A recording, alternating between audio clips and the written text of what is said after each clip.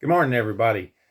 It's Sunday, April 19th, or as during this present distress, we might refer to it as March 50th.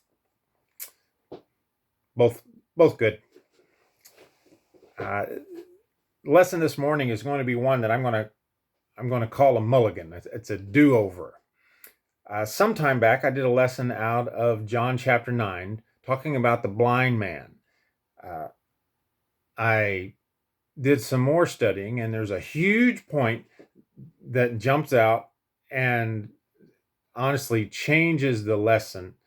So, similar context. Hopefully, we pull a different lesson out of here. There'll be a little bit overlap from one before. If you remember it, good for you. It's almost ancient history now. It was sometime last year, before Thanksgiving, I think. So here we go. Jesus refers to himself as the light of the world. John 9, verse 1 says, "And as Jesus passed by, he saw a blind man who was blind from birth, and his disciples asked him, saying, 'Rabbi, who sinned, this man or his parents, that he was born blind?' And Jesus says, 'Neither this man nor his parents sinned, but that the works of God should be revealed in him.'" Now pay attention to that. "Neither this man nor his parents sinned, but that the works of God should be revealed in him. I must work the works of him who sent me while it is day. The night is coming when no one can work. As long as I am in the world, I am the light of the world." And there's the other thing to keep track of. The context that this is in is one where chapter 9 reads almost uninterrupted right off of chapter 8. In chapter 8, Jesus has been confronted by the Pharisees. They have caught a woman in adultery, and they try to trap Jesus. They throw him out there and say, "Judge for us what should happen to this lady." Now, adultery is a stoning offense in the Old Testament under the old law, but they're missing the dude. You can't get caught in adultery by yourself here in this situation. So it's really a trap. Jesus shames them by saying, "Whoever is without sin, let him cast the first stone." So that's the things that happen right off the bat. It's a huge fail for the Pharisees. They're trying to get Jesus in trouble for making a judgment that, if he's not a judge, not a witness, he's actually got no right to judge it on the civil sense. And what we see is that there were actually no witnesses there. They were just trying to get him in trouble. So that's the mood everybody's in. And in John chapter 8, right after he's shamed them, it says, "And Jesus spoke to them again," in verse 12. John 8, verse 12, he says, "I am the light of the world. He who follows me shall not walk in darkness, but have the light of life." This is the beginning of the argument back and forth about his divinity, about his pre-existence to Abraham. I mentioned this last week too. I probably mentioned this half the sermons I do, right? Where Jesus says, "Most assuredly, before Abraham was, I am." They are so mad they have failed to trap him. Now he said something that they are just so upset. They pick up stones to throw at him. And that's where we see John chapter 9. And there are commentators that say that the context is one where this is uninterrupted. Most likely he's walking to the Mount of Olives from the temple, which was his regular mode. John 9 verse 1 just begins with, "Now as Jesus passed by," and of course passes by the blind man. It's the same day, and it's certainly the same subject that we're going to see unfold in chapter 9. All right. Uh, and remember, pay attention to chapter 9, verse 3 that said, but that the works of God should be revealed in him. And verse 5, when Jesus says, as long as I'm in the world, I am the light of the world. Well, we're going to rip through some of the texts as quick as we can here. But in John 9, verse 6, it says, and when he had said these things, he spat on the ground and made clay with his saliva and anointed the eyes of the blind man with the clay. And he said to him, go and wash in the pool of Siloam, which is translated sent. And so he went and washed and came back seeing. And one little piece that it doesn't say there, but becomes evident very quickly. He comes back seeing, and Jesus isn't there. You know, there are all kinds of parallels to obeying the gospel, to becoming a Christian, to living a life as a Christian that are seen with this illustration.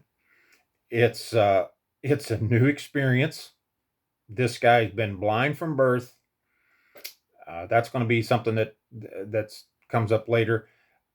There are others who notice a difference and they question it. And in fact, there are some that accuse him of things because of it. This blind man, who's not blind anymore, we just call him that now, he didn't know everything. But what I want us to see and take from this is that he knew enough to be invincible. I sure like that. Chapter 9, verse 8, it says, therefore the neighbors of those who previously had seen that he was blind said, is this not he who sat and begged? And there's just all of this back and forth. There's others said, this is he. The others said, this like him. And the guy says, I'm he. It's me. Therefore they said to him, how are your eyes opened? And he said, a man called Jesus made clay and anointed my eyes and said to me, go to the pool of Siloam and wash. So I went and washed, and I received my sight.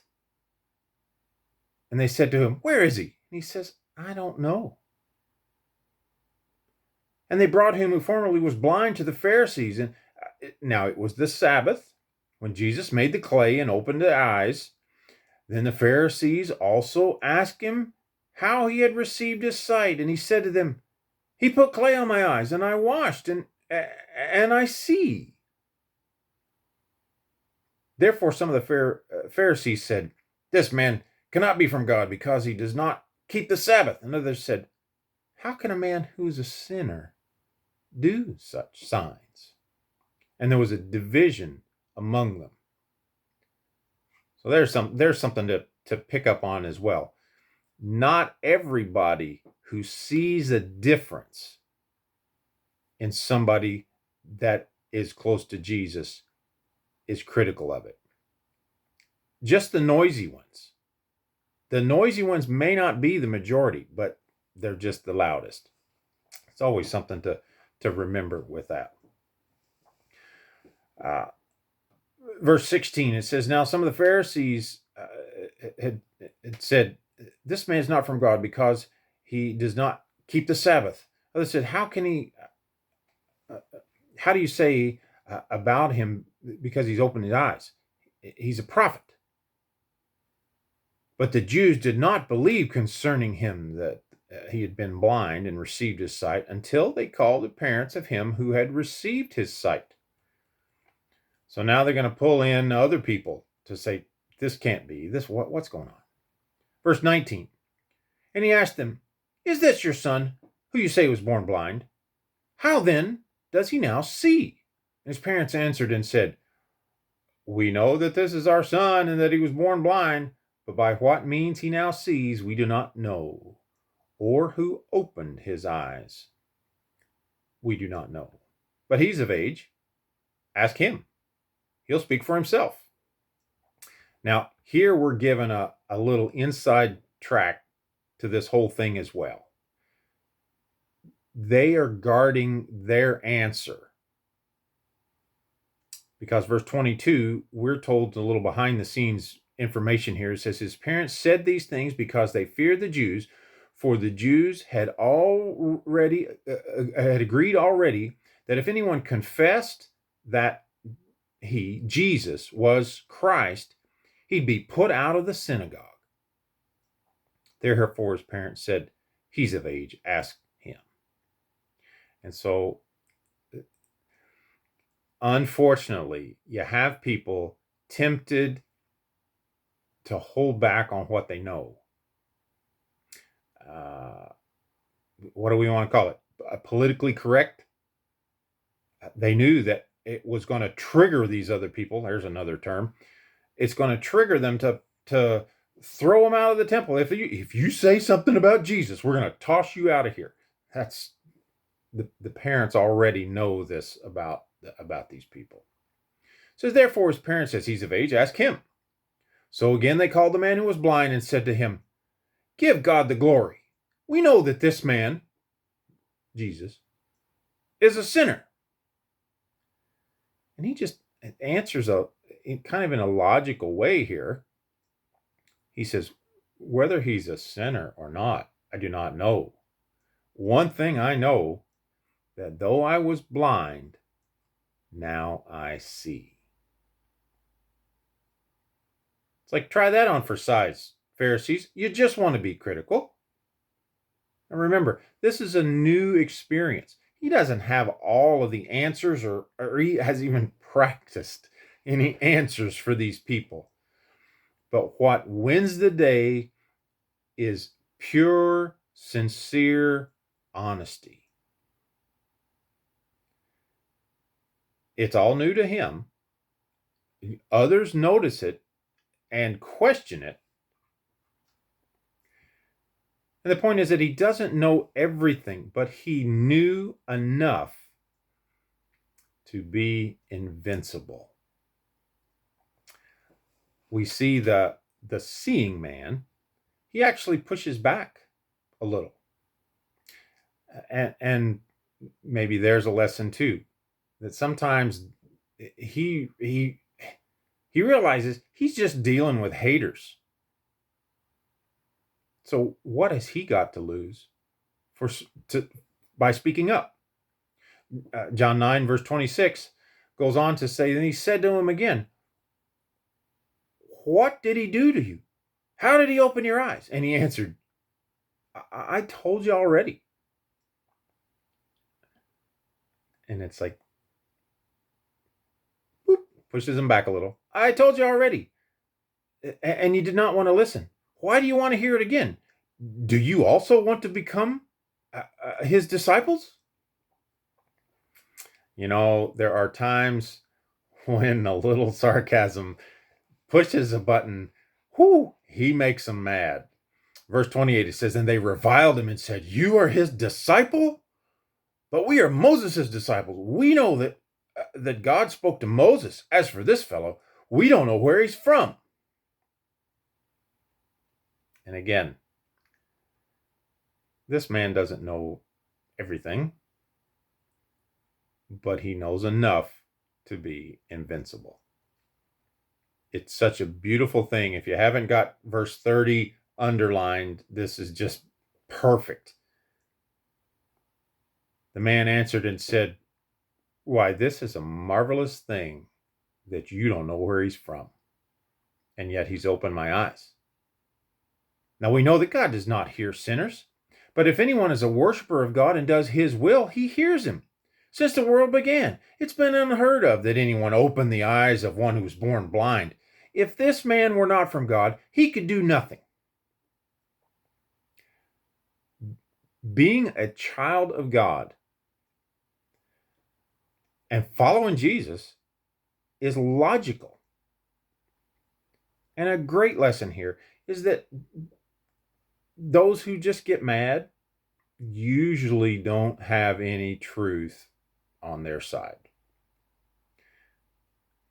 John 9 verse 34 says he answered and said, they answered after he basically shuts them down. You are completely born in sin, and you're teaching us? and they cast him out.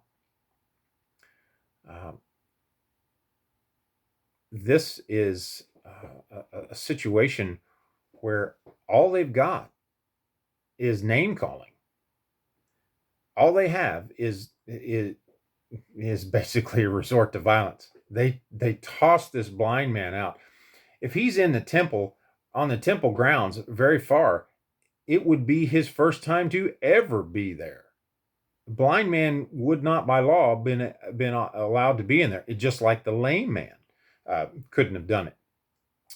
And now he's tossed out because something good happened to him. Oh, and on their Sabbath day. Well, remember, the big point that I want us to pull out of this as we kind of wrap this up here is back there in John 9, verse 3, it says, but that the works of God should be revealed in him. The him it's talking about is the blind man. In verse 5, remember, Jesus said, as long as I'm in the world, I'm the light of the world. In the events that happen after Jesus says this, Jesus has not been with the seeing man. And how often have we read this where Jesus says there in verse 3, but that the works of God should be revealed, and who sinned, this man or his parents? And Jesus said neither, but that the works of God should be revealed in him.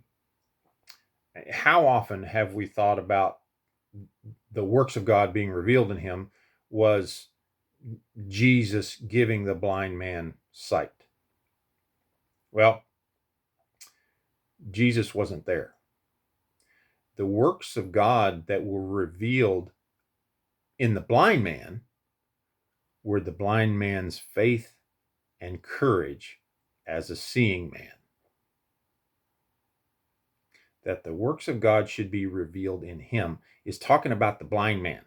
Is talking about the man who didn't know everything, but had enough faith to be invincible before his critics. Jesus wasn't there. This is what Jesus actually came back and praised and pointed out.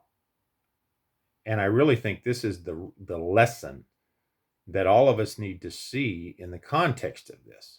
Now Jesus praises him. We skip down to verse 39. After Jesus finds him, hears he's been cast out, and comes and identifies himself. And it says, the man said, Lord, I believe, and he worships him.